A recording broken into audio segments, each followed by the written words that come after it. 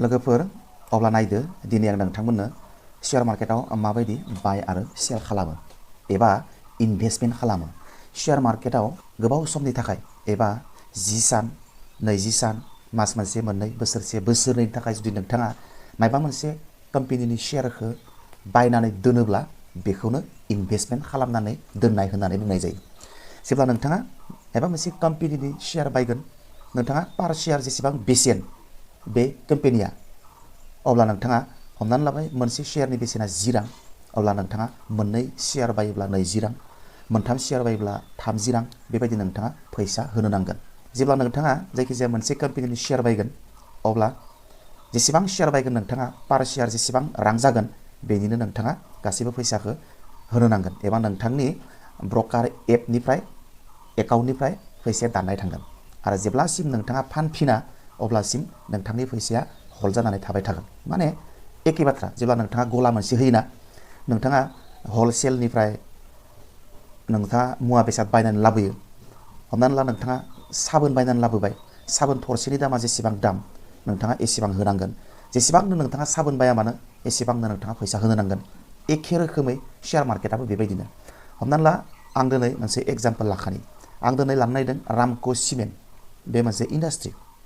रामको cement इन्डास्ट्रिनि दानि शेयारनि बेसेना 916 रां। अब्ला आङो मोनसे शेयार बायोब्ला 916 रां होनो नांगोन। मोननै शेयार बायोब्ला 916 रां 916 रां मोननै स' बेबायदिनो होलांबाय थानांगोन आङो। दा ओमफ्राय बुजिबाय जानांगोन नोंथांमोना आङो माबोरै बाय खालामो माबोरै सेल खालामो माब्ला बाय खालामनो नांगौ माब्ला सेल खालामनो नांगौ बेनि सोमोन्दैसो बुंनो नागिरदों। अके आं दिनै बे रामको सिमेन्टआव बाय खालामनानै देखायनि आरो मानो बाय खालामनांगौ बिनि लजिकआ मा बेखौ आं बुजायनो नागिरदों। मानो होनबा गोबां लोगोफ्रा आंखौ बुंहरदों ओंखायनो आङो बे भिडिअखौ बानायनो नागिरदों। खिन्थु गिबियावनो आं डिसक्लेमार होखायो आङो बे भिडिअनि गेजेरजों रावखौबो स्टकनि रिकमेन्डेसन होनो नागिराखै। आङो जास्ट बुजायगोनल' बेबायदि सुबिदा जायोब्ला बायनो हायो। नाथाय नोंथाङा बबे कम्पानियाव बेसेबां शेयार बायनांगौ नोंथाङा गावनो डिसिसन लागोन एबा नोंथांनि सोरबा फाइनान्सियेल एडभाइजारनाव एडभाइस लागोन। अके दाना जोङो नायनोसै नैबे जाबाय रामको सिमेन्ट इन्डास्ट्रिनि माने प्राइसनि हिस्ट्रि आरोखि। अब्ला जों नायबाय नैबे 2017निफ्राय लाबाय जोङो आरोबाव जोङो आगोलनि बोसोरनिफ्राय लानो हायो थेवब्लाबो जोङो 2017निफ्राय लाबाय। 2017निफ्राय जों नायोब्ला बे रामको सिमेन्ट इन्डास्ट्रिनि शेयार प्राइसखौ नैबिथिं नायदो नैबिथिं नायबानो जाबाय आं नैबिथिं पइन्ट आउट खालामगोन। अब्ला बेयाव 2017आव बिनि बेसेनानो नायदो 520 खाथि खाला बेबायदि 520 510 बेबायदि। ओमफ्राय एसे बारायलाय एसे खमायलाय ओमफ्राय साइड वेस्ट सिलाय दस साइड वेस्ट माने गोजौबो थाङा गाहायबो थाङा ओरै जाबाय थाबसेयावनो मोनसे फिसा सिग्नेलनि गेजेरावनो मुभ जाबाय थानाय। ओमफ्राय एसे गोजौ थांलाय एसे गाहायाव फैलाय एसे गोजौ थांलाय एसे गाहायाव फैलाय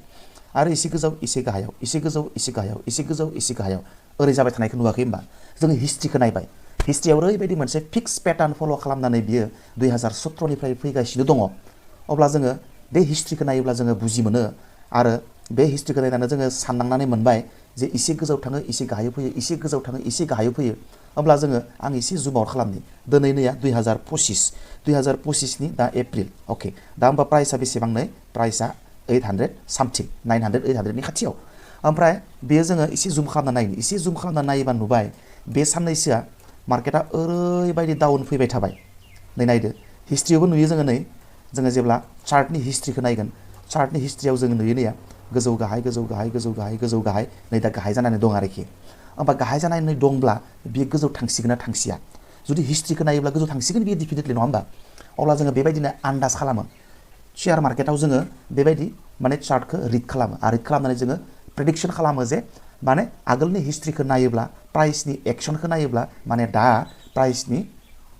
बिबाङा गोजौआव दावखोनोसै आरोखि। अब्ला जोङो इनभेस्टमेन्ट खालामनो हासिगोन नंगौना नङा? जोङो साननैसोनि थाखाय इनभेस्टमेन्ट खालामनो हासिगोन मास मोनसे मोननै 10 दिन 20 दिननि थाखाय जोङो मास मोनसे मोननै 20 दिन 10 दिननि थाखाय जोङो इनभेस्टमेन्ट खालामनानै माखासे फैसा जोङो आरजिनो हासिगोन ना हासिया? अके होमबा नों नायनोसै जों आं जुम खालामनोसै नायदो नैबे थसे केन्डेलाव सानसे दं मोनसे केन्डेलाव सानसे नैया दैलि चार्ट होननानै बुङो बेखौ दैलि चार्टखौ आं अपेन खालामना लादों। होमबा जों नायबाय नैबेनिफ्राय नैबे नायदो तारिखनि गाहायाव तारिखखौ नायदो।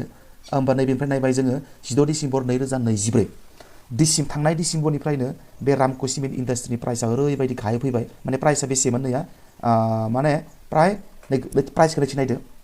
नैबे डिसेम्बर दानाव बिनि प्राइसआ 1000 माने 150 स्निमोन। ओरैबायदि गाहायाव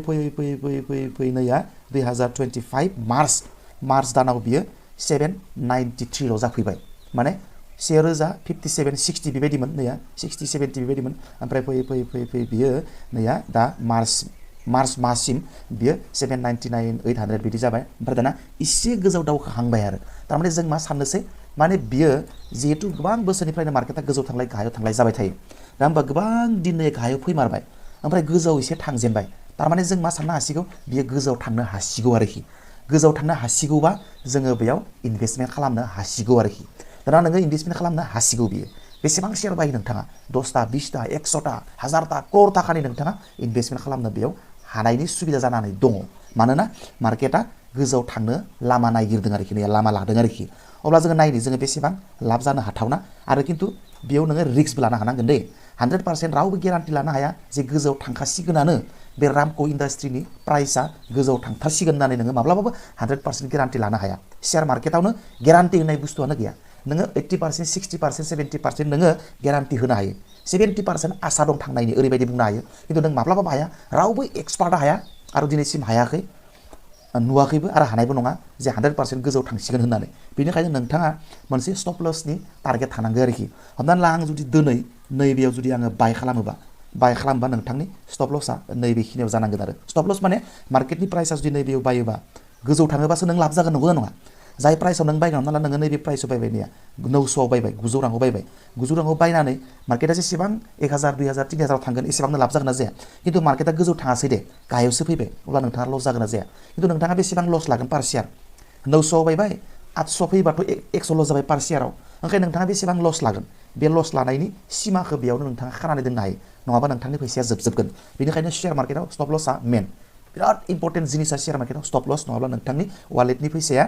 मालाबा जोबजोबलांनो हागौ बेयो सियर 1000 1000 कोटि थाखा लाख थाखा दङब्लाबो नोंथांना फैसाया जोबजोबलांनो हागौ बा 50% 60% 70% जोबजोबलांनो हागौ बेनि थाखायनो नोंथाङा बेसेबां लस लानो हायो बेसेबां लस लानायसिम नोंथाङा धैर्य दं बेसिमल' नोंथाङा लस लानो नांगौ दा नैबेखिनियाव आङो जुदि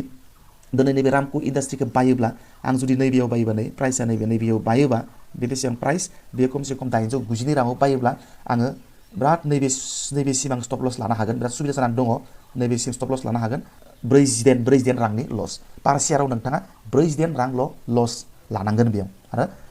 नोंथाङा बेसेबां लस लानायाव बेसेबां प्रफिट मोननायनि चान्स दङ नोंथाङा नैबेसिम नोंथाङा माने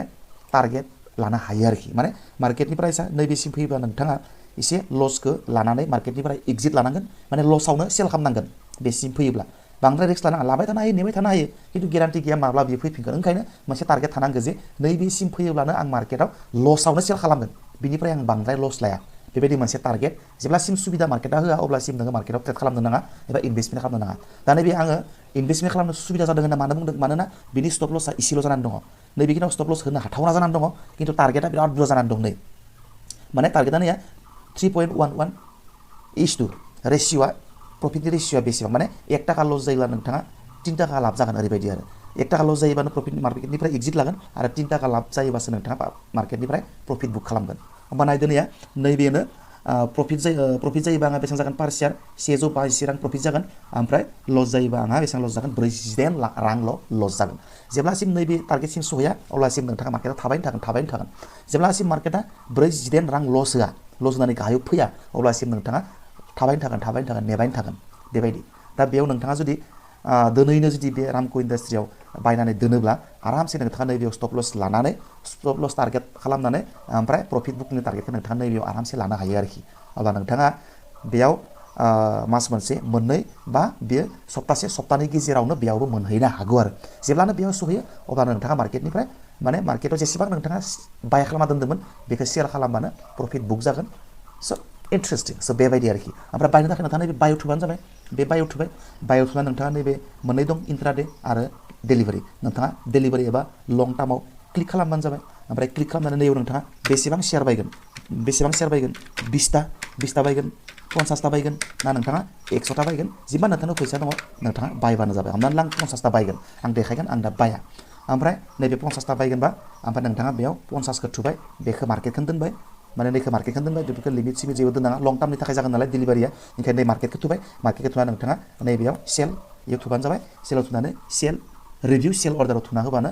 मार्केटआ नोंथाङा इन्ट्रि लानाय जाबाय माने बे रामक' इन्डास्ट्रिनि शेयारखौ 50टा बायनाय जाबाय आरोखि ओमफ्राय नोंथाङा बेखौ बबेयाव नुगोन नोंथाङा बायना दोननायखौ फार्स्ट नोंथाङा बायखालि नै पजिशनाव नुगोन आरोखि पजिशनाव बियो लाब जानाय लकसन जानाय गासिखौबो देखायगोन ओमफ्राय नेक्स्ट दिननिफ्राय नोंथाङा बेखौ हल्डिङाव नायनांगोन आरोखि जेरैबायदि आंनिया हल्डिङाव दं नै हल्डिङाव बे माखासे जिनिसफोरखौ आं बायनानै दोनदों आरोखि स' बेबायदिनो शेयार मार्केटाव इनभेस्टमेन्ट खालामो एबा बाय एबा सेल खालामो आरो नोंथाङा बुजिबाय जानांगौ प्राइसनि चार्टखौ माबायदि रिड खालामो माबायदि एनालाइसिस खालामो आरो एनालाइसिसनि सायाव सोनारनानै माब्रै माने कम्पानिनि शेयारफोरखौ बाय खालामो स' बुजिबाय जानांगौ बाय बाय अके